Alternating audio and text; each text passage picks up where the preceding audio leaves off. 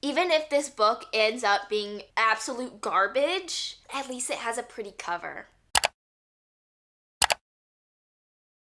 Welcome back to my channel. So for today's video, we are doing something completely different. I actually haven't ever done a video like this before, and that is letting a prompt jar choose my monthly TBR. So if you are a frequent book video watcher, viewer, whatever, that letting a prompt jar choose your TBR is quite a trend here on booktube, and I am finally jumping on that bandwagon. So here is my TBR prompt jar. I have about 20 to 30 different prompts. I think I'm gonna choose a total of 6 different prompts for this video, and those 6 books will be my TBR for the month.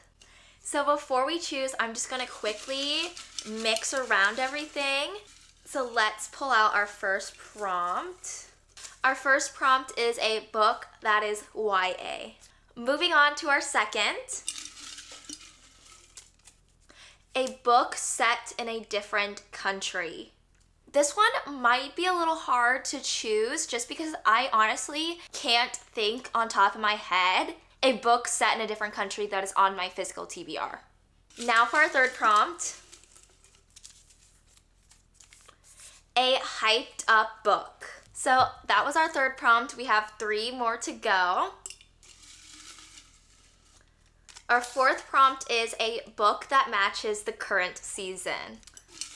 Our second to last prompt, a book that you've heard mixed opinions about. I am really excited about this prompt just because I know there are a lot of books on my TBR that I've bought thinking that I was really going to like them, and then a lot of people put out negative reviews, and I've been very apprehensive to pick it up and read it for myself. So this will definitely get me out of my shell a little bit, push me to read those books that I wouldn't normally gravitate towards. So now we are on our final prompt.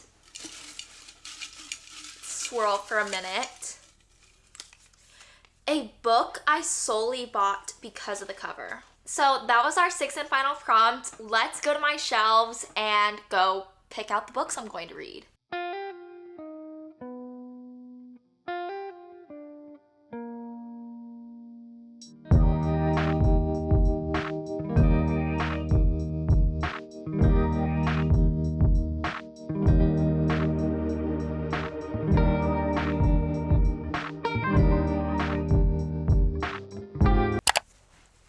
I am back. Here are the 6 books that I have chosen for my TBR. I can't remember the precise order that I chose the prompts in, so I'm just going to tell you the prompt and the book that I picked out for that prompt. So for the prompt, a book that matches the current season, I ended up choosing Things We Left Behind by Lucy Score. This was honestly one of the harder prompts to choose from, mainly because I could not think of a book that like screamed spring to me. There's a lot of like summer and winter books, but I feel like spring low-key gets left out in the mix, okay? It kind of gets lost in translation, if you will. I ended up choosing this book mainly because there are flowers on the cover, and I feel like flowers equal springtime. I don't know, that was my line of reasoning. If it's a far-fetch, it's a far-fetch because this was literally my only hope to complete that prompt. So do with that what you will, I guess. Things We Left Behind is the 3rd and final book of the Knock 'Em Out series. This is about Lucian and Sloane. Lucian and Sloane used to be neighbors back in high school, and now as adults they kind of have this animosity towards one another. So clearly something happened in the past between those two, but we as readers don't know what that big thing was. Honestly, I am so glad that this TBR prompt jar kind of encouraged me or pushed me to pick up this book because I have been pushing it off and I just have not wanted to pick it up for quite some time, mainly because when it first came out, a lot of people said it was very underwhelming. I have been pining for Lucian and Sloane's story since I was introduced to them in the first book, and I think a lot of people felt that same way and were kind of let down. However, Now that the book has been out for a little bit, I've had quite a bit of people come to me and tell me how much they loved this book, that it was their favorite in the series. So I think it's time for me to give it a try. So moving on to the next prompt, which was a hyped up book, I ended up choosing The 7-Year Slip by Ashley Poston. I feel like this book has a chokehold on the book community. So many people have raved about this book, talked this book up to me, and I honestly cannot wait to see what the hype is about. I'm really hoping that I am going to be part of the majority that loves and adores this book, but we shall see. I've actually read a novella by Ashley Poston back in February, and I actually really enjoyed it. I liked her writing style. It was very fast-paced, easy to read. She also wrote The Dead Romantics, which was fairly popular like 2 years ago, I want to say. The 7-Year Slip is a magical realism literary fiction with a romance subplot. That is such a mouthful, wow. So basically the main girl, the main character, inherits this apartment from her dead aunt, and her aunt has always said that her apartment is kind of a magical place where time gets lost, or there are slips in the cracks of time, things like that. Time is an illusion, who knows? But basically, the apartment that this girl lives in goes in between 7 years. So sometimes it will be in the present, and then sometimes it will be 7 years in the past. And 7 years in the past, a man lived there, and so I guess you get the gist. I don't know. This is kind of a book that you really can't explain well because you're just gonna sound crazy. And I bet I sound crazy right now. But I am very excited to read this. I haven't ever read a magical realism kind of book, so I think this is a little bit different for me. Again, I've heard amazing things about this book and about the author, so yeah.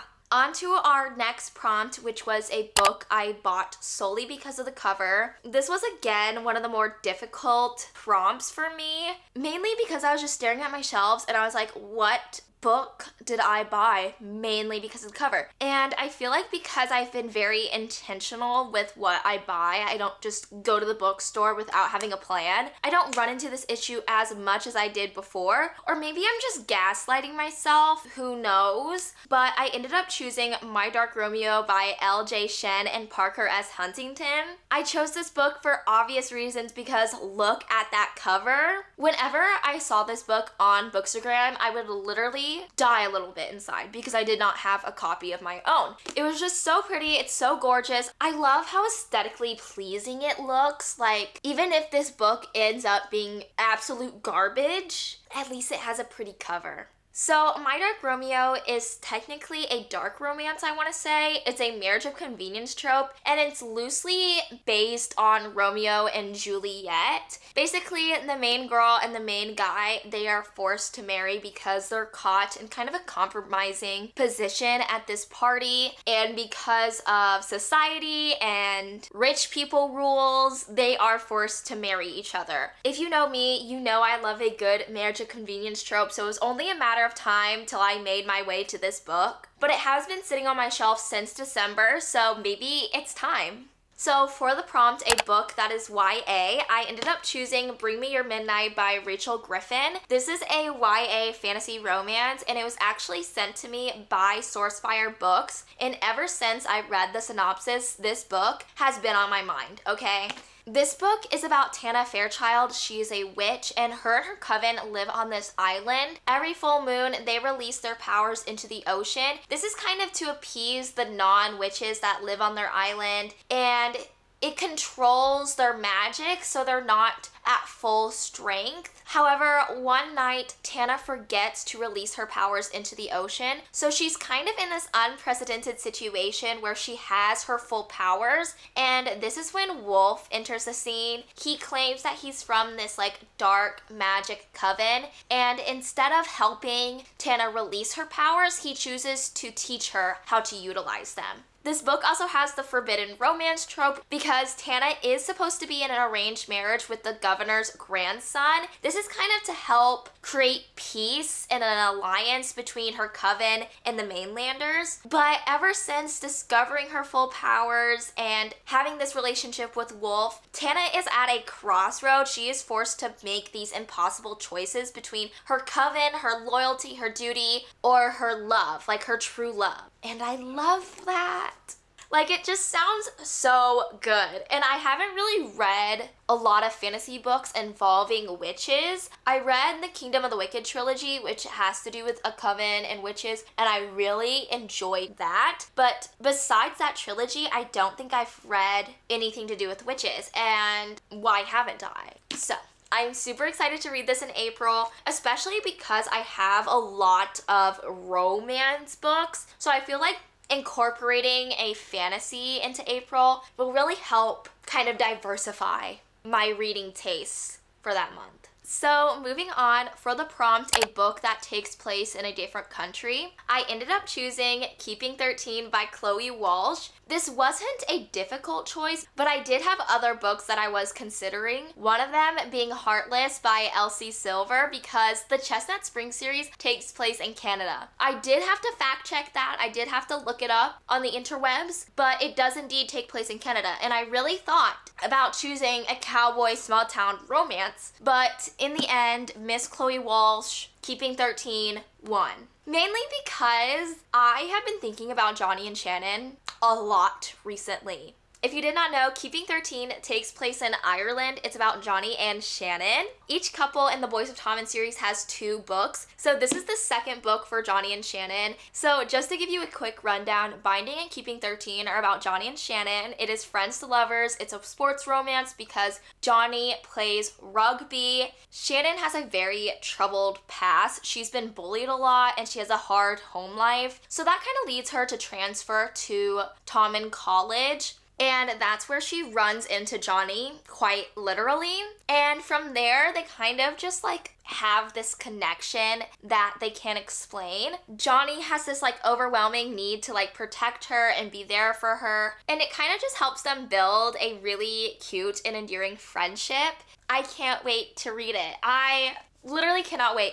This book has also been downloaded on my Kindle for quite some time because Binding and Keeping 13 are available for free on Kindle Unlimited. You know, the minute that information dropped, I downloaded them. I ran to my Kindle. Even though I love Johnny and Shannon, I'm also really excited to read the other books in the series. The next 2 books are about Shannon's brother, and I love him. Like, I actually love him. So we are sadly at the end of this video. This is our 6th and final prompt, and it was a book I've heard mixed opinions about. I ended up choosing Ruthless Vows by Rebecca Ross. Ruthless Vows is the sequel to Divine Rivals. I think this is also the last book, so it's just a duology. Divine Rivals took the book girlies by a storm. At this moment of time, you were either a fourth wing girly or you were a Divine Rivals girly. We had to choose sides. It was a civil war, essentially, okay? No, it wasn't, but you catch my drift. So just to walk you through why I chose Ruthless Vows, I have watched a lot of reading vlogs that have featured this book, one of them being Destiny Sidwell's vlog, and she really liked Divine Rivals, if I recall, and when she read this, I think she rated it like a 2 or 2.5. I think the overall consensus was that it was slow and it was kind of hard to get into and the romance wasn't hitting as hard. I also watched Lauren's Reading Corners vlog on this, or maybe her YouTube is like Lauren Snidey or something, but I watched her vlog and she also mentioned that Ruthless Vows is a little bit slow and hard to get into.